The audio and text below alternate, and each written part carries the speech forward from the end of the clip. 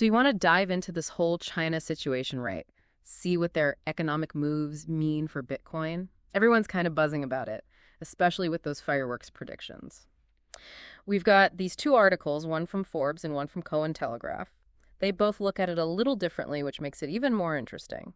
Yeah, it's definitely a head scratcher. Like, on the surface, China's economic policy, totally different from Bitcoin, right? Exactly. Totally different worlds. But if you look a little closer, let's just say things get a lot more connected than you'd think.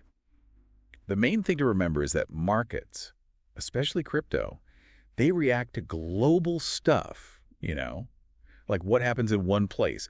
It can ripple out and affect everything. Right, it's all connected. Okay, so let's get specific. The Forbes article, they focused a lot on China upping their debt to stimulate their economy.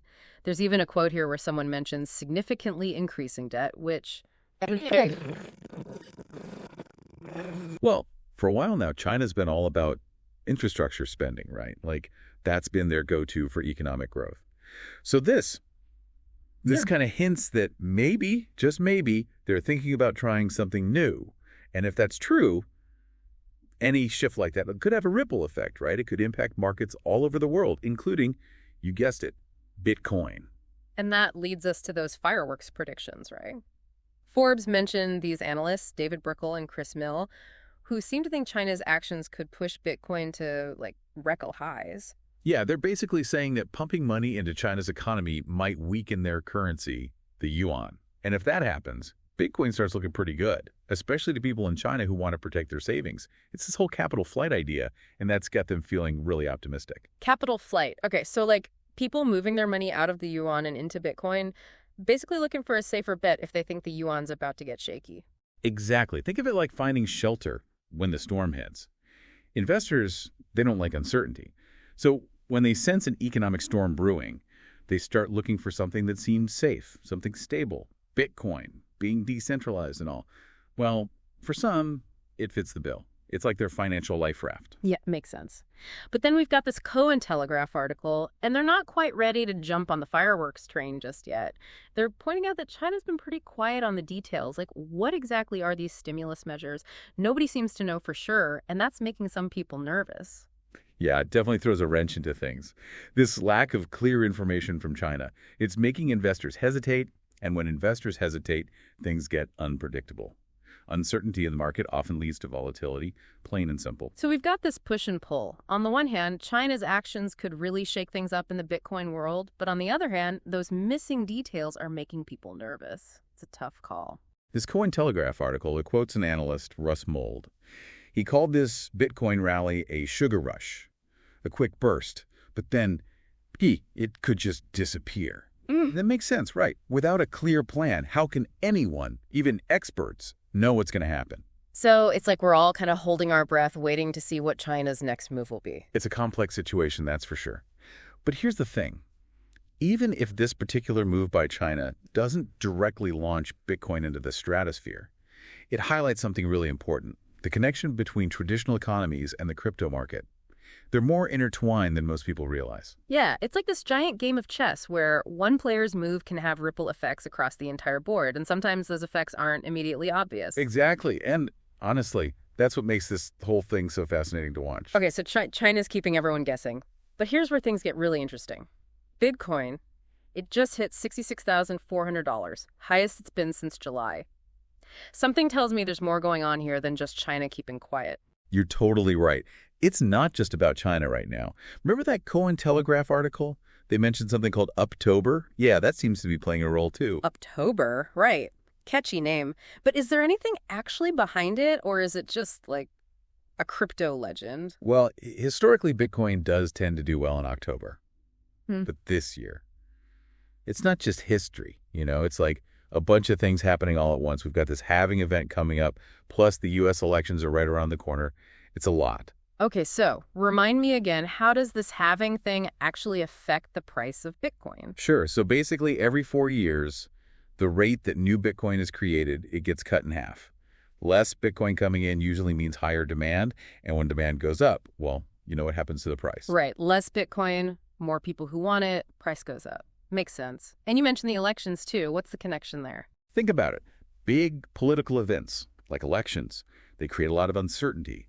Investors don't like uncertainty, so they start looking for safer places to put their money, and for some people, that means Bitcoin. Ah, so it's like Bitcoin becomes the go-to during those what's going to happen moments. Interesting. So we've got China doing its thing October, this halving event on the horizon, and the U.S. elections right there in the mix, all pointing to a potentially wild ride for Bitcoin. It's a perfect example of how everything's connected. Global events, investor psychology, it all plays a role. But hey, it's not just about these big events, you know.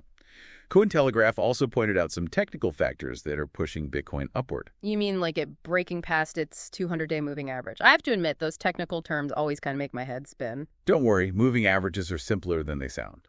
It's really just a way to smooth out price changes over time. So in this case, the 200-day moving average, it's like the average price of Bitcoin over the last 200 days. When the current price goes above that average, well, that's usually a good sign, a sign that things are going up. Okay, so it's like breaking through a barrier, showing that there's potential for even more growth. Gotcha. Yeah, exactly.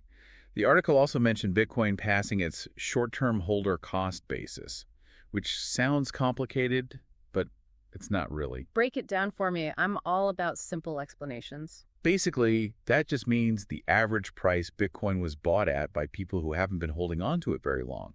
So when Bitcoin goes higher than that price, it means those people are making money. And when people make money, they often want to buy more, which can push the price up even more. So it's like everyone's feeling good, everyone's making money, and that just keeps pushing Bitcoin higher and higher. Yeah, pretty much. It's like this positive feedback loop in the market. And right now, it's in full swing. So much happening right now, it's kind of hard to keep up. We've got China keeping everyone in suspense, Uptober, the halving coming up, and all these technical signs that Bitcoin's on the move. What's the main takeaway here for someone trying to make sense of it all? It's like you said, a perfect storm. That's what makes predicting Bitcoin so difficult.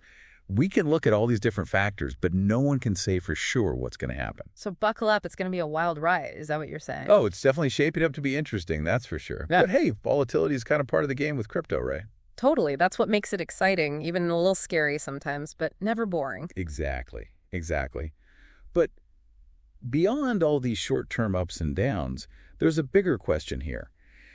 We've been talking about how China's decisions might impact Bitcoin, right? But what if this all works? What if their stimulus actually sends Bitcoin soaring? What does that tell us about, like, the connection between traditional economies and crypto, the bigger picture? It's almost like those two worlds, they're not so separate anymore, you know? Like they're starting to blend together. Right. I mean, think about it. If a government can take actions aimed at their own economy, their own currency, and it ends up having this huge impact on something like Bitcoin, something decentralized, something that's supposed to be outside of all that, well, it makes you wonder, doesn't it? It really does. Makes you wonder if this is just the beginning. Are we watching these two systems, these two worlds kind of merge together in real time? That's the million-dollar question, isn't it? Yeah. And unfortunately, I don't have a crystal ball. Neither do I, sadly. But one thing's for sure, this story's far from over. Definitely not over. And to everyone listening, make sure you stay tuned. We'll be keeping a close eye on it all. And as always, we'll be here to break it all down for you. Until next time.